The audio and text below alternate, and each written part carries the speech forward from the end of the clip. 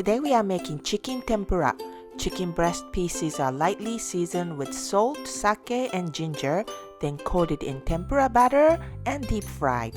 This hearty and delicious dish is quite easy to make with simple ingredients.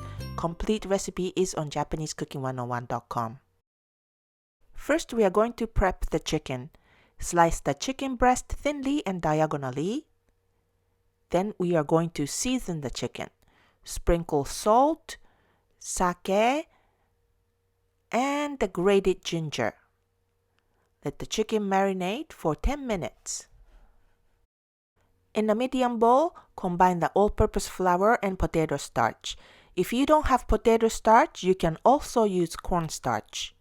In a separate bowl, mix the egg with cold water.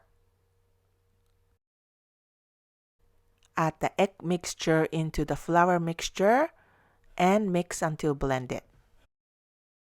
Lightly coat the marinated chicken pieces in the batter and gently drop them in the heated deep frying oil at 375 degrees Fahrenheit, turning once or twice and cook until golden brown and floating, about 2 to 3 minutes.